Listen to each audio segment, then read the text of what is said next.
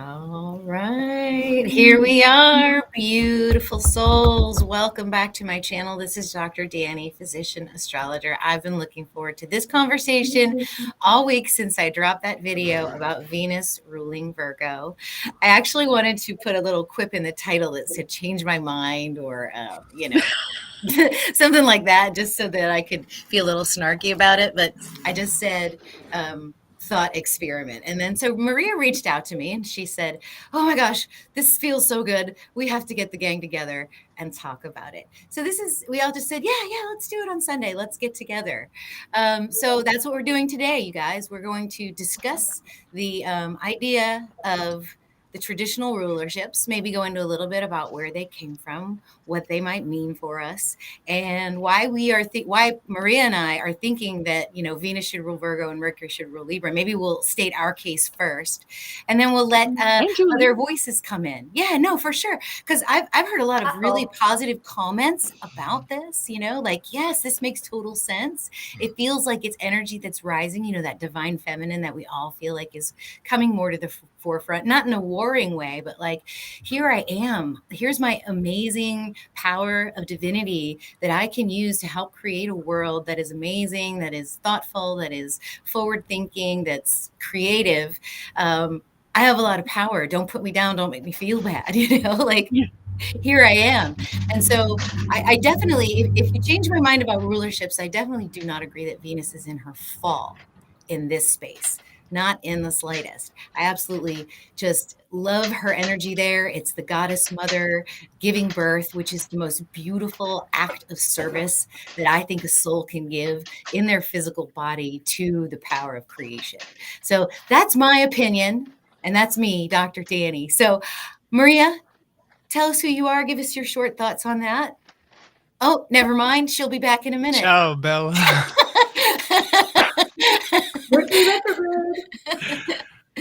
So why don't we let Julie, let me know your thoughts, and I'll put in we'll let Maria back in here. Well, and she and I've been talking a lot about it too. So it's very interesting how this came up. And I'm Julie Sherwood, Your Best Hopes Wellness Coaching. I do constellational 13 sign astrology, root cause therapy work, wellness coaching, and use your cosmic blueprint to kind of make it all happen, right? But at any rate, and interestingly for me, and hi Roxy, she's one of my friends. It's interesting for me because I have Virgo as my ascending stars. And I have Gemini in my midheaven. So I got a lot of Mercurian crap going on, right? And so I really And you have Venus in Gemini. And I have, yes. So I mean it's all of this swirling concept of how do I really feel about this? So I think that there's a lot of validity in this. And what struck Maria and me the other day was we think this actually was the original rulership way back when, and it got changed. Interesting. Yeah. So. Did you kind of download that, or do you have some history? Yeah, there's some ideas about that out there. There's some intuitive. It was very intuitive at first. I was like, I have a feeling that this was the way it was. Mm-hmm. So, I mean, you can almost make a case for it, but sorry, Julie. No, please. I wanted you to extend on that. Please. Please tell everyone who you are first and where they can find you. Oh, okay. We can get all that out of the way. I'm Maria Schumacher. My website is venus-13.com. Yay.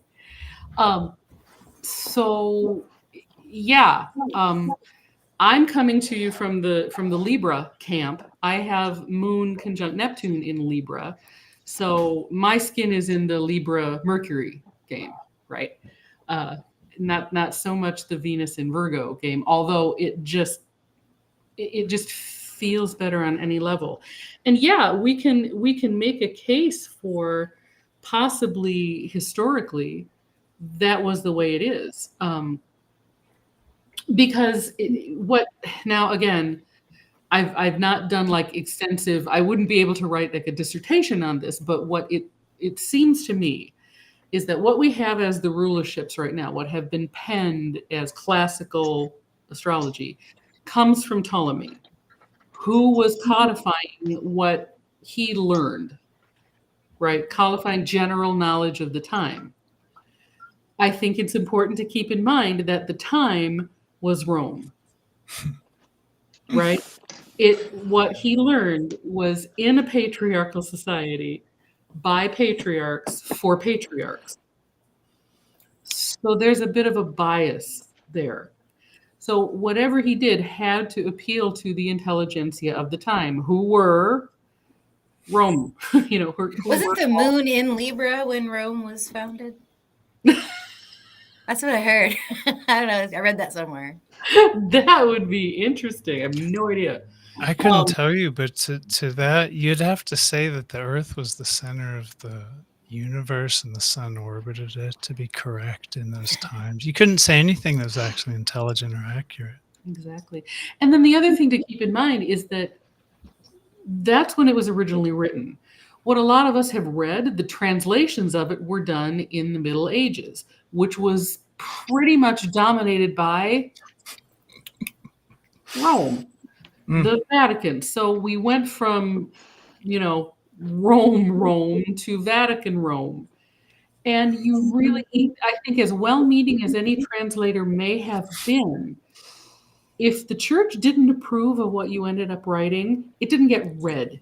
It didn't get published. So we really can only take what we know with a grain of salt. Beyond what Ptolemy wrote, we're still gathering data from beyond that because there wasn't a lot codified that we know about. Mesopotamian astrology, thanks to archaeology, is coming more into view these days. But I'm not sure that they had the concept of rulers. It does seem like the Babylonians, however, were the first guys to start divorcing the signs from the constellations. And probably for the sake of the math, because the freaking heavens kept moving and it messed up the math. So all we've got to do is take the signs away from those pesky heavens that keep moving on us. And the math is just so much simpler. I love the way you put that. Because we are talking about constellational astrology here, even though we are talking historically about the archetypes, which you can use for any system. Right. Yeah. Right. So that's Miss Maria's take on astrology history. When we're ready to start talking about Mercury and Libra, we can come back to me, but let's have somebody else talk. Yeah, Michael, why don't you tell us who you are, where they can find you, and your general thoughts. Who I am, where they can find me, and my general thoughts. Well, I am a constellational astrologer. You can find me at oneskyastro.com and on the Radical Astrology group on Facebook. My general thoughts,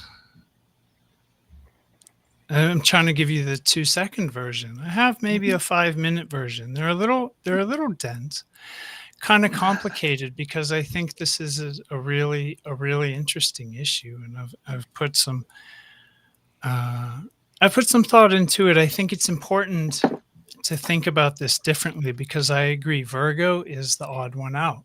We don't really, I mean, there's some Mercury in there, and there always was, even to the ancient Egyptians, but there's something going on, like Mercury doesn't really correlate with this archetype of Virgo it's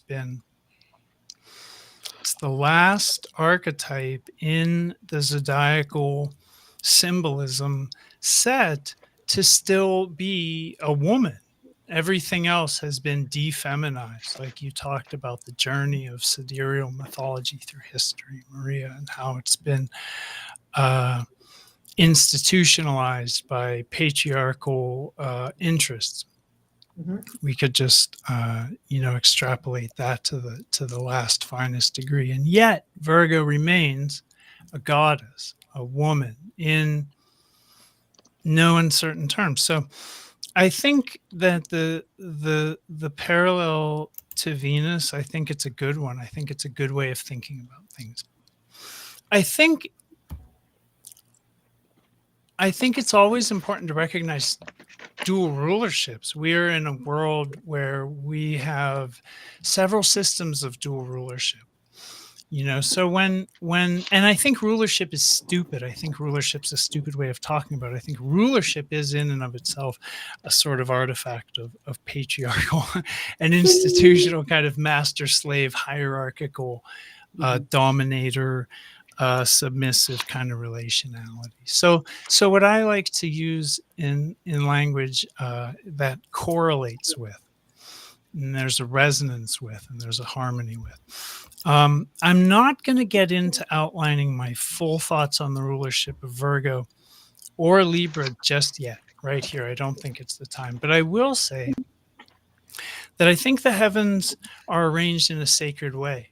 And I think that's always mystified people. I think if you look at the oppositions, they're in uncanny balance to each other. And I think if you look at correlations with planets, to those major groups of energies around the ecliptic, we do find harmonies and correlations. And I think that there's a pattern, and the pattern implies a correlation between Virgo and I'll just say maybe a planet we know and maybe a planet we don't. But I am not convinced that Mercury is the whole answer, not by miles and miles. So I'll save my thoughts for later as the conversation develops. I'll just leave that for there. I encourage everyone to think differently and think dynamically, more broadly than they teach you to at any rate. Perfect. Yeah, no, thank you. All that absolutely makes sense. I mean, the whole domineering idea of rulerships. And, it dawned on me that it might actually just be distance from the earth and sun, like as a ruler, as a measure of how far away it is, because when you look at it laid out, that's kind of what it is. Like Mercury, like moon and sun are next to each other. And then on either side, you've got, the Gemini Virgo, and then you've got the Libra Taurus. So it's all like distance from. So I think that's an interesting model, but I kind of want to push back on it. And I think that they were trying to fit everything into a little bit too perfect a model. And I'm not sure things are that, I'm not sure things are quite that sensible. I'm just not convinced. That's all. Don, you've been so quiet, and I know you have some thoughts.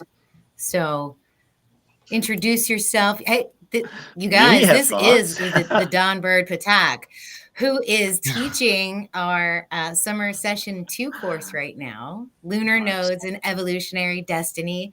I have had the privilege of pre-screening these classes and learning myself from his just enormous amount of wisdom. He is very well read and has an incredible interpretive style and teaching style. There are cats in this video too, so that's okay. We love Don's cats. And there's over 2.5 hours of content now. And this weekend is probably the last chance where you could catch up, so you can catch me and Don doing the live portion of this course, which will be on September 4th. So if you all would please sign up for that course, email me if you have questions. There's tuition options available. It's going to be really, really good. So anyway, I'm sorry, Don, I'm stealing your thunder. Go ahead and tell her what you think. Really, that's fine. In my thinking about this, and when the idea came up, I was like, okay,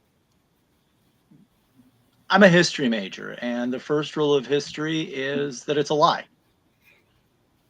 I was taking a course on history, and we were talking about the Japanese attack at Pearl Harbor. And everybody in the class had their preconceived notions of what they were taught in class, what they learned.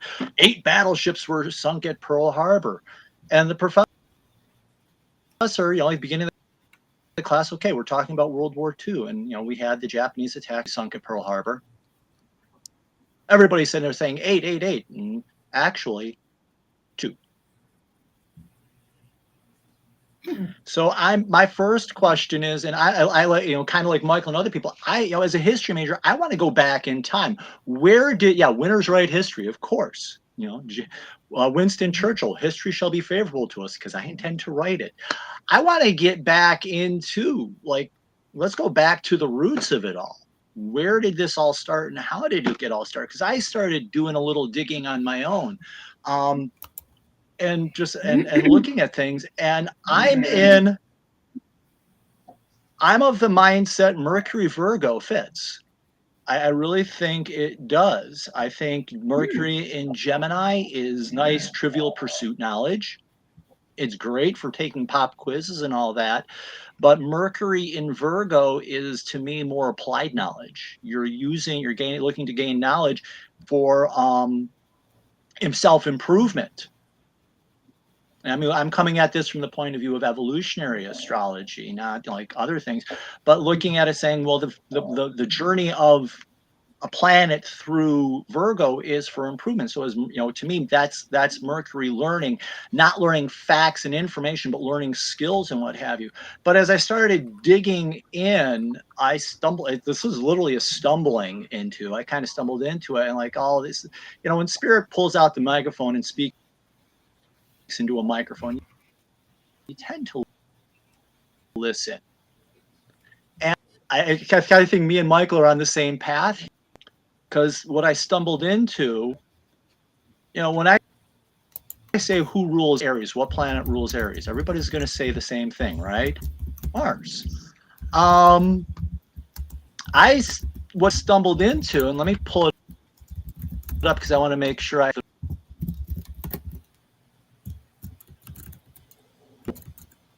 the right person here.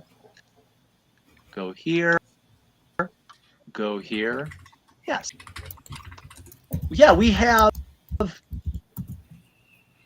Mars as the masculine ruler of Aries. Well, in the Roman mythology, let me get the name straight again. Athena also, this article that I have from Britannica, a bit deeper, but let me pull up something that says this. I found, where is it? That I found was very interesting. Here we go. That Athena was a right-along Greek hero. Her aid is synonymous with military prowess. Yet Zeus, the chief god, specifically assigns her the sphere of war to Ares, the god of war. And so here we have in Greek co-rulership, feminine. Athena's moral and military to Ares derives in the fact that she represents the intellectual and civilized side of war. Okay, I really don't know about that. War, I think, reduces humanity to its lowest. And to the virtues of justice and skill, where Ares represents mere bloodlust. So I think what we have here is I am in agreement of there is a masculine god. You know, I mean, I'm using Ares as the example, or Ares the answer in front of me, partially, and we have Mars assigned, so have a feminine nature, and I don't think it's an either or. Danny did talk about the yin and the yang, if I correctly. Aaron? I don't know who has the siren. It's not me. But we have. Oh, that train. It's not you, it's somebody. But I'm thinking that we have. I'm thinking we have co-rulerships here. There is a masculine feminine. We have Mars, but we also have, I'm going to use M&M here just to make that nice little memory device, Minerva, you know, or also known as masculine and feminine in both, but we thing called the patriarchy, which Jeffrey Wolf Green's famous said to Stephen Forrest, they're the patriarchy woundedness. So and I also have, I pulled astrology here. Hopefully I can read this without burning my eyes out. Where in the world did I see this?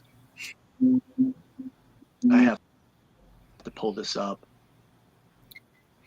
While you're looking for that, I just wanted to mention that the Venus archetype says actually also. 6 signs Virgo, its nature is dual. Is Mercury.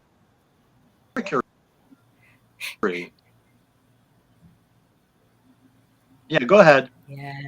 Yeah, your connection Go ahead. is I have to actually pull it up. yeah. Okay, yeah. So Venus But actually has a I'm going dual into the type Vedic of tradition that it goes masculine, back. feminine They're archetype. jumping at me. I'm going to get this light out before I cry my eyes. Yeah. We have the technology. We have the power. You know, Venus is the morning star. Yeah, weird tradition, which is like, yeah.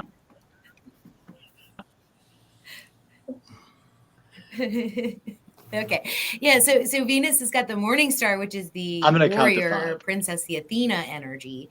And then we've got the evening star, which is the feminine, you know, sort of receptive aspect of it. Whose cat is that? It's got to be Don's cat. I love this. One of my cats is crying. I Tell got to me take this care of isn't something. Mercury She and should never Leo, be quiet. right? Okay, good. That's fine. Thanks, Don. Mute your microphone real quick while you're doing that. Thanks. Oh my gosh. Yes, Mercury and Leo, and Kit wants water. Oh my god. I'm gonna just turn him down here for a minute. Okay. We are trying to have a serious discussion here, you guys. But Speak for yourself. Yeah. Mercury, of course, is the trickster. So, yeah, but you know what Don was saying about how there is this analytical side to Virgo, and there always has been. You know, I see that, I get that. You know, my answer to that was that there is, you know, if you look into the stars of Virgo, there are over 1,000 galaxies in this constellation, right? I mean, it is just full of energy turning into matter, these singularities of high gravity that completely change space and time. There's thousands of them. And if you look at any other constellation, you might get hundreds, you might get tens, but thousands, right? It's the Virgo cluster. So there has to be some kind of logical knowledge for how things come into creation, you know, how that energy turns into matter. There is a template, a blueprint, if you will, in the ether of this universe for that manifestation to happen. So, you know, I think there can be an analytical side to Venus energy as well in the stars of Virgo. But more deeply, what I feel when I see Venus going through Virgo is like the ultimate initiation. There's phases of feminine initiation, right? There's the first menstrual cycle, there's birth, there's the first interaction, there's menopause, becoming the old crone. There's all these initiatory phases of the feminine's journey. And to be through the stars of Virgo is the greatest sacrifice and the greatest service to spirit, bringing energy into matter. So it can be procreation, like the gestation, like a pregnancy, or it could be, you know, the creative energy that you create and disperse to the world. So that's why I feel like there's that analytical energy to Virgo because of that. Yes, Helen, 1,000 galaxies. Well, and isn't she the one that births the greatest number of nebulae? So there is a birthing process involved with the constellational Virgo energy, right? And Maria and I've talked a bit about the whole transactional idea of Mercury and Libra, you know, Libra being an air sign, as is Gemini, about the element of communication and the balance of communication with Libra. So it's all about the execution of agreements and justice and harmony. And if you have that discerned information that Mercury can bring, it more aligns with Libra in that sense too.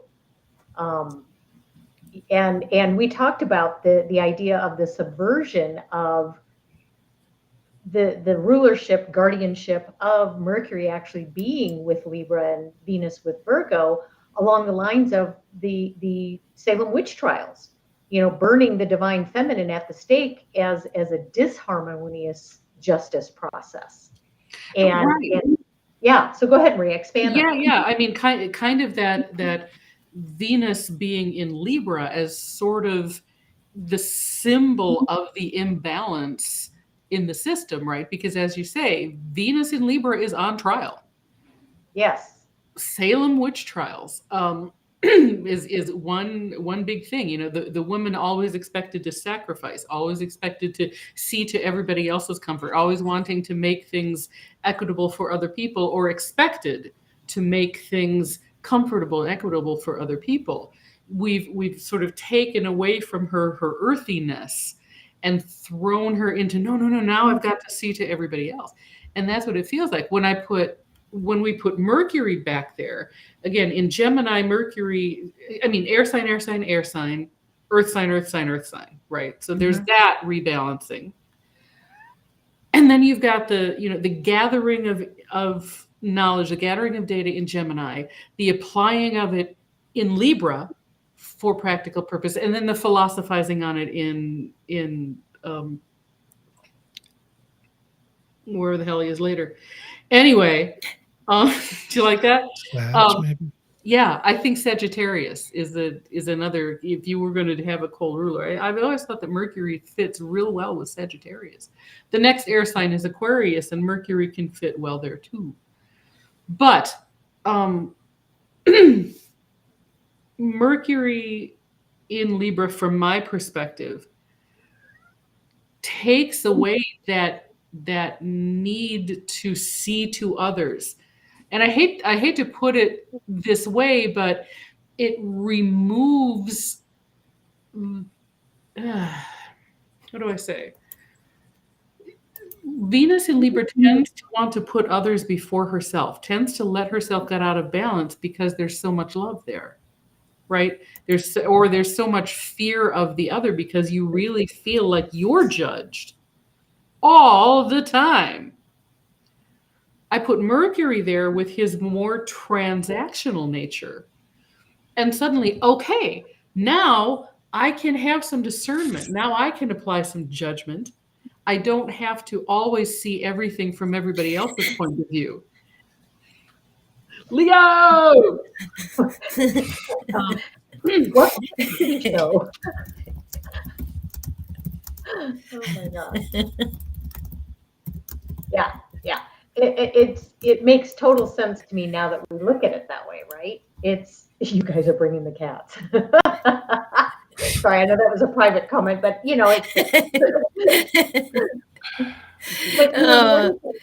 Mercury is gender neutral, archetypically, right? And yeah, that's true. Mm-hmm. And therein lies a huge rub with Virgo. Because I agree with everyone who's observed that Virgo is analytical and critical thinking and does mercurial things. But there's a femininity to Virgo that Mercury doesn't really encompass. Gemini does encompass, especially as the twins or whatever archetype. And I think, first of all, I think all of these designations, it's important to remember they're just designations. Like, we made them up. Like when we invent resonance or correlation or rulership, like that's something we ascribe, and we put the importance of that on that. So I want to say, let's reduce a little of the importance of that, and let's open to the ideas of, like, star groups and planets have relationships, and a star group can be friendly or maybe harder for a planet. Some planets really shine in groups, and we know this.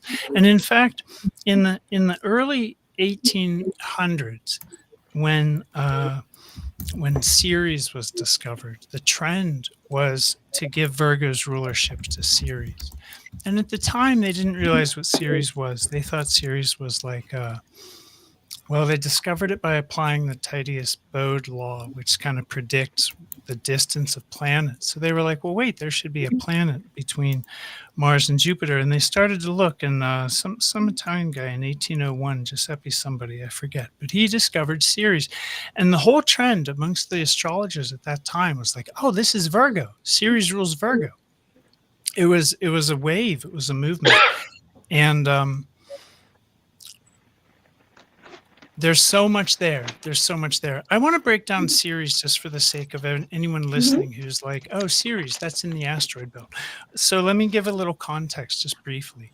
Ceres is 25% of the mass of the asteroid belt. So Ceres is like the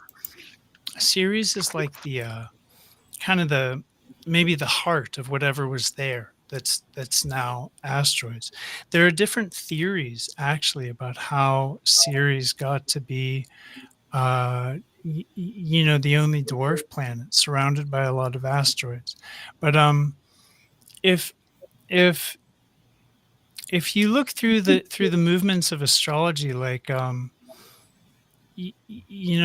correlation to the argument about what the asteroid belt was it a planet? There's a theory called the Phaeton theory, Phaeton, that says that was a planet, and it may have been destroyed by internal forces, or it may have been destroyed by a kind of cosmic catastrophe, like a collision, But even Zechariah Sitchin recounts the Sumerian mythology, and I want to remind everyone of the poetic and imprecise nature of mythology. But he recounts a cosmic collision between this invading, I forget, to him 10th planet or 12th planet or something, the invader, the outsider, that it collided with a shining planet that was like a second sun. That's how the Sumerians described it. It was a water planet, and it reflected the sun like a second sun. And then came a cosmic catastrophe, and now we have the asteroid belt, and it's created, to some accounts, the moon. To some accounts, the Earth is the other half of this thing. Tiamat, right? That's correct. Tiamat. Yes.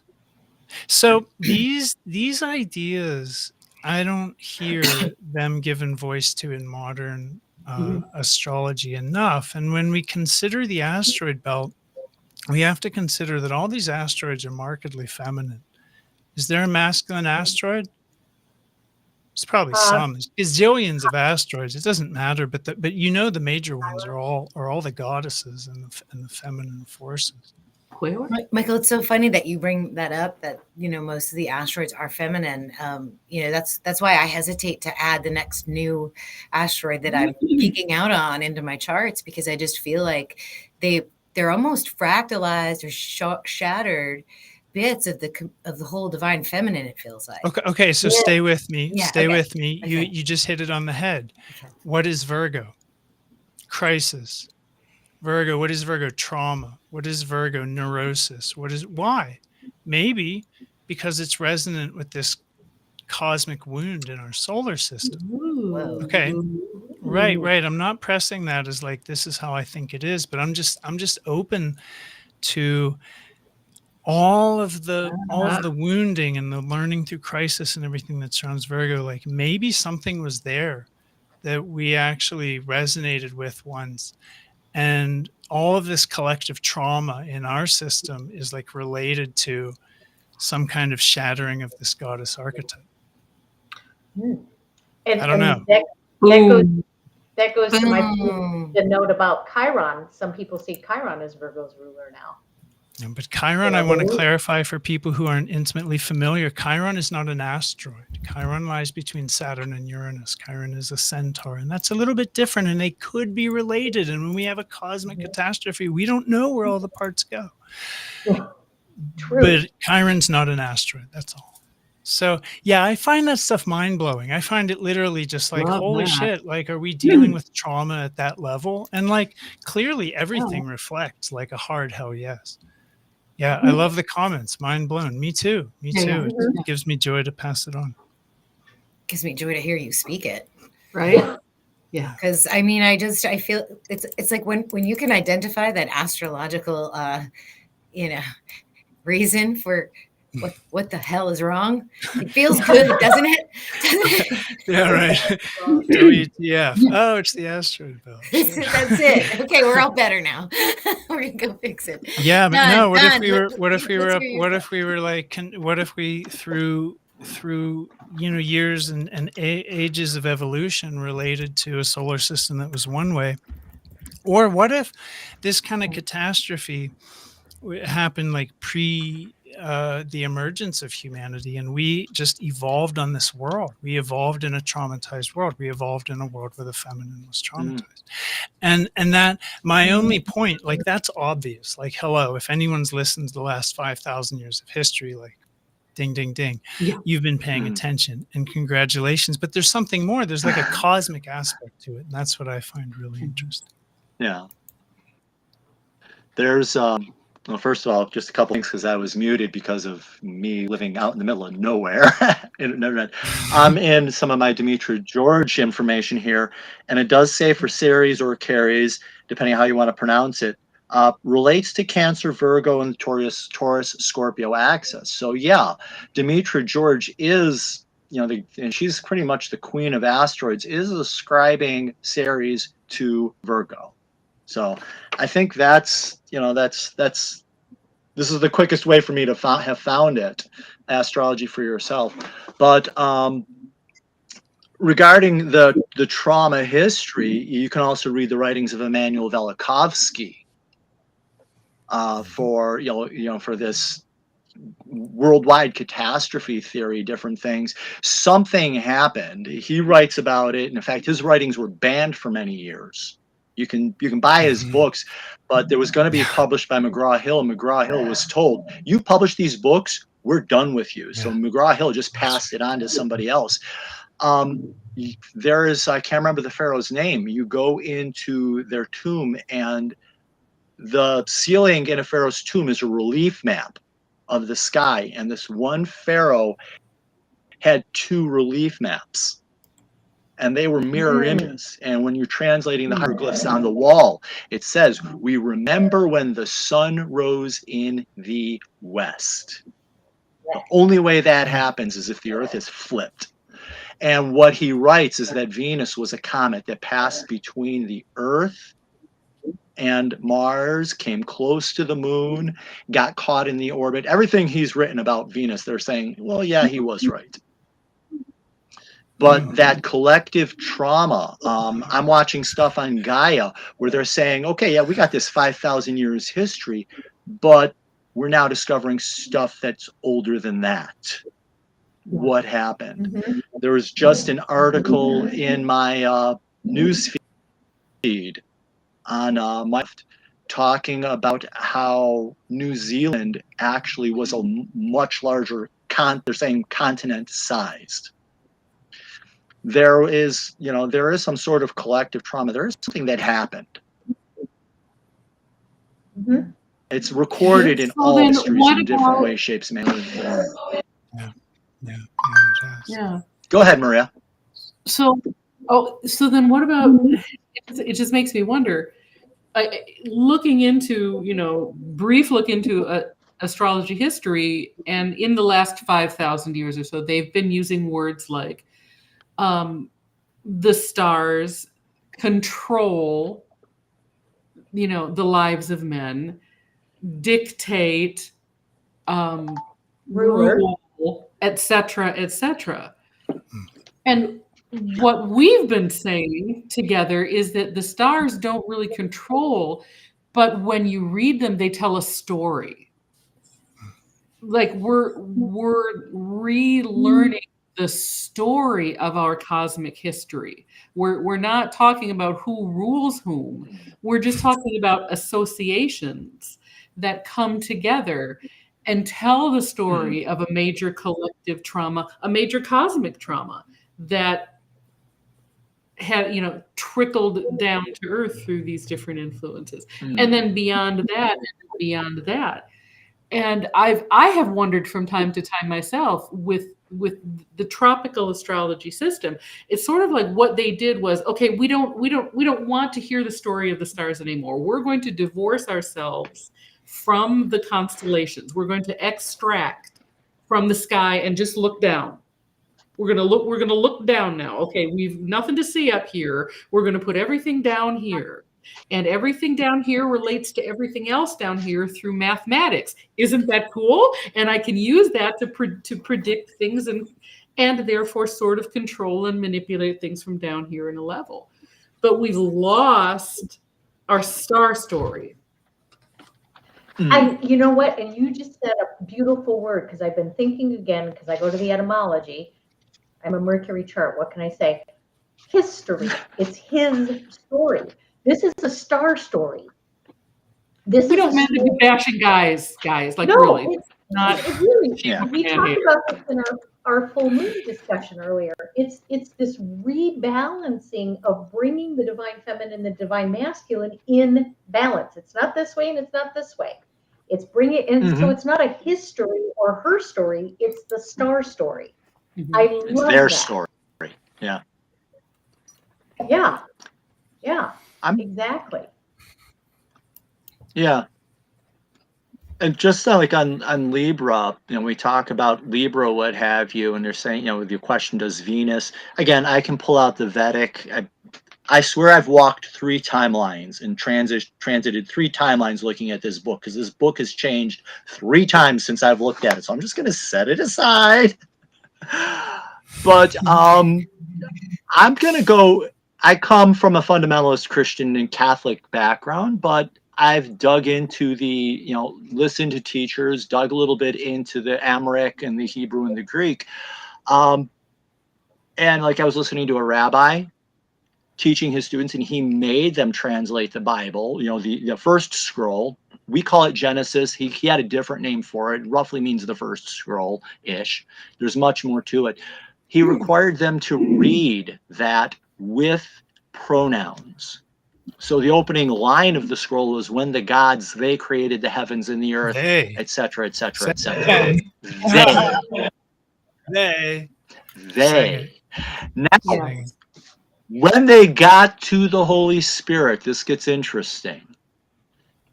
And the Holy Spirit, she hovered over the earth. Mm-hmm. All creation was done through Ruach HaKodesh. Don't even ask me what the Greek is. I can't remember. But the Holy Spirit in the Jewish tradition, by the language, is distinctly feminine. And then when we get into the Gospels in the Christian Testament, Jesus or Yeshua is with the apostles and all his students. They're like, are you going to reestablish the kingdom? And he's like, no, guys, I got to blow out of this taco stand. You got to get out of here. Because another cat just joined me. And the parkour kid likes jumping around. If I do not leave, Ruach HaKodesh cannot come back. The divine feminine cannot return. His whole mission down here was to restore the divine feminine. But when you're translating that from the Greek, from the Amharic and the Greek into the Latin, into other languages, and finally into English, a gender neutral language, we lose everything. When you get to wisdom, which to me is what Libra and Venus both embody. If you look at like those infamous scales of justice, anytime there's a statue with the scales of justice, it is the blindfolded woman. She's holding the scales. Woman, female. In the book of Proverbs, I can't remember what the Hebrew name is. Wisdom calls out in the streets. She calls out. Sophia. That's distinctly a feminine characteristic. I'm of the mind, and I'm going to jump back to this because I think it got chopped up because I was talking too fast for my internet speed. I have Mercury in Gemini on my ascendant. Have fun with that one. I'm of the mind that there is a male and a female co-rulership. I'm going to go back to my Aries example. You have Mars, you have Minerva or Athena, whatever name you want to use. I think it wound up being Aries and Athena, then Minerva, Mars, whatever. But I'm thinking that because we don't know very little about mythology and the stories, I'm thinking back when astrology was taught originally, they were also taught the stories. They were taught the mythology, and they had to know the mythology because it brought a deeper understanding. And there may have been a masculine and a feminine ruler of each one. So there is a masculine of of Aries. I'm thinking that, yes,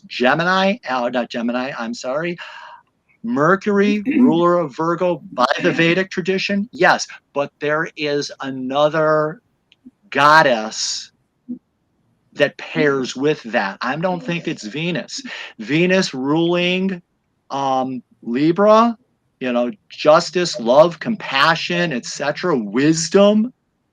Wisdom in scripture is universally described as a feminine virtue.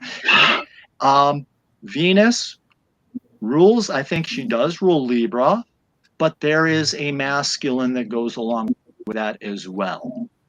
I'm thinking that we only have, because of the patriarchy, a portion of the story, and we only have what they've shared with us. Great question, Danny. Who rules and how did we get here? Mm-hmm. And I think there's more digging that needs to be done into the mythology. And as we get into the mythology, the Greco-Roman, the Egyptian, the Babylonian, the Vedic, as we dig in and we explore these, I think we're going to discover masculine and feminine co-rulerships, and the two of them working together to create an idealized outcome. Mm-hmm. And I have to make sure that my cat does not jump on it.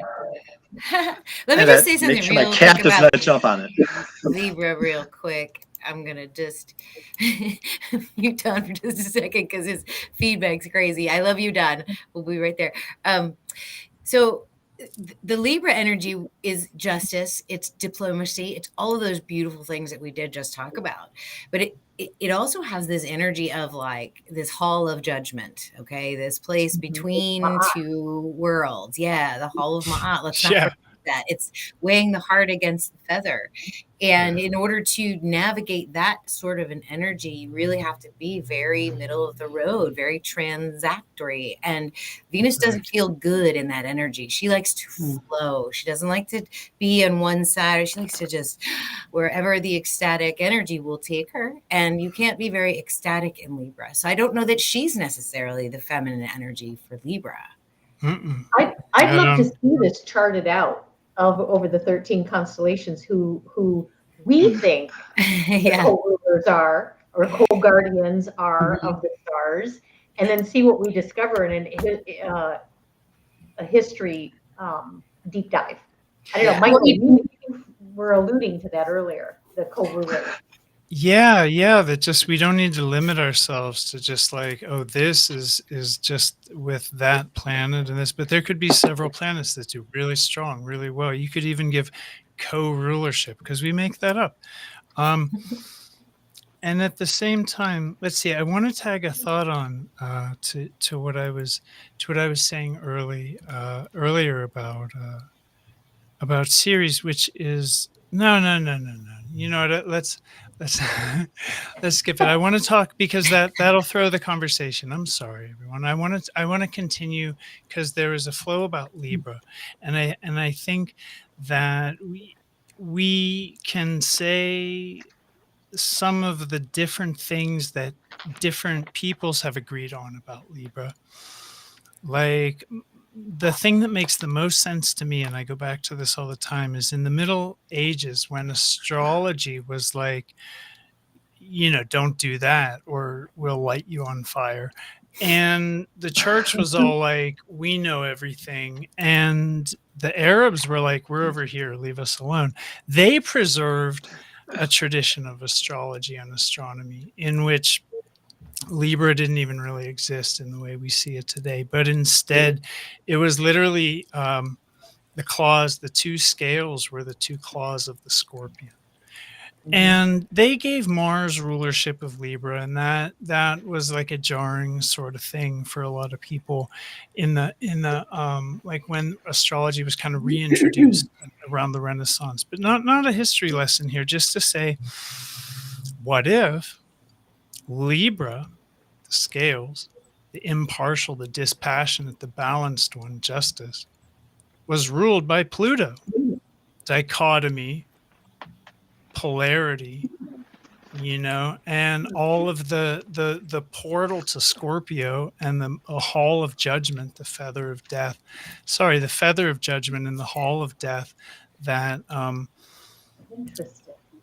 so I think of Libra. I don't think of it as like, oh, it's co-ruled by Venus and Pluto, because I try and expand my mind beyond like those sort of limited thinkings. But I think that is definitely resonant with Pluto. Oh yeah, like big time. And it does seem to be also resonant Ready to hear what I with learned about Venus. Pluto? Say again. Pluto.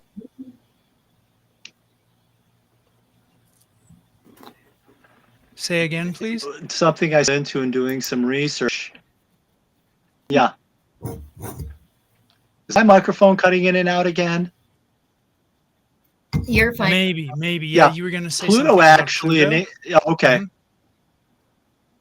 Pluto was actually the god of wealth. Hades is the god of death. He is a wealth lord. Absolutely a wealth lord. Yeah. True story. Interesting So thought. there is So, that yeah, that's- association with Libra too. That's a good point. You know, guys, it also occurs to me that we may not need to limit ourselves to the Greco-Roman pantheon either. I mean, just because they're the most familiar doesn't mean they're the only archetype out there.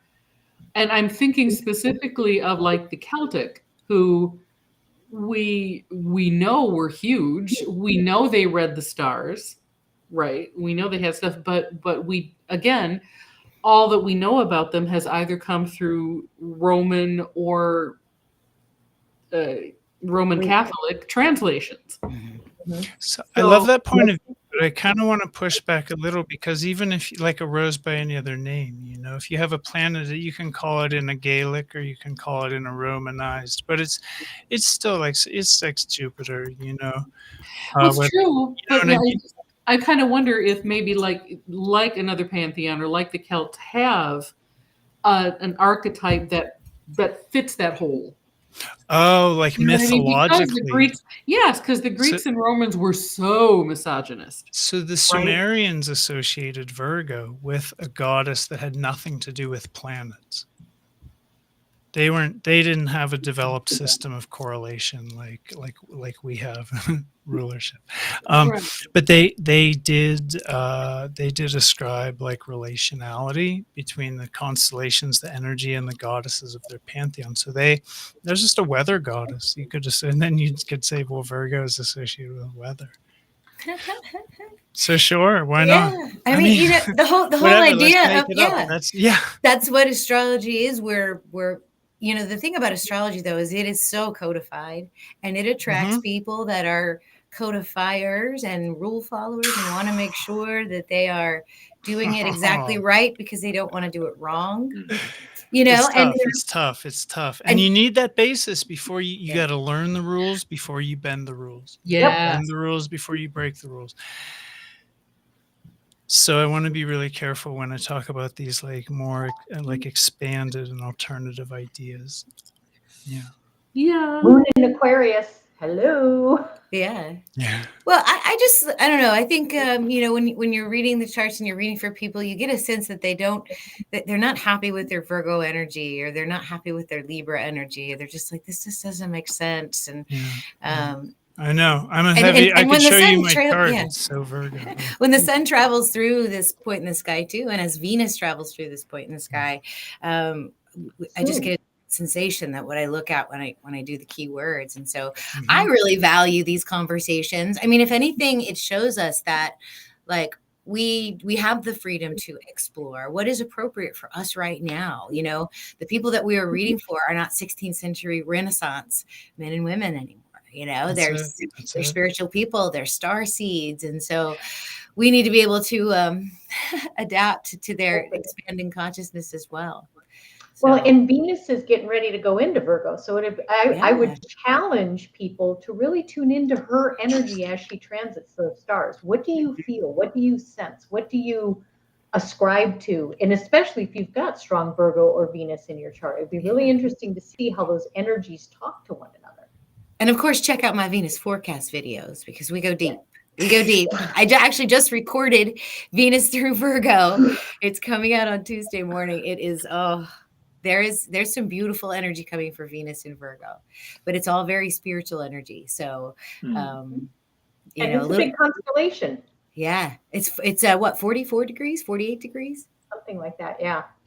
48 and a half. 48. Yeah, 40. Thanks. So that's what, 20% of our sky. That's 20% of our sky too, right?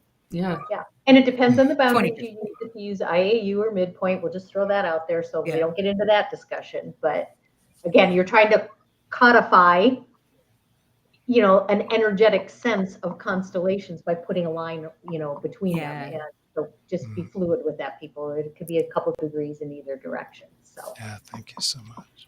Yeah, yeah, it happens. And actually, I am working on, I'm going to post it in Radical Astrology. I have a spreadsheet out there that translates tropical to true sidereal, but I didn't have 30-degree 12-sign sidereal. So I'm going to add that to the columns. And so if you're running like AstroSeek or a program that doesn't do constellational and it comes up to 42 degrees, I mean, not 42, but like 28 degrees something, then you can translate it to constellation and get a better feel for where it sits in the sky if you don't have access to the materials that do that for you. Yeah, Julie's gonna get it so that we can all talk to each other and have these amazing conversations.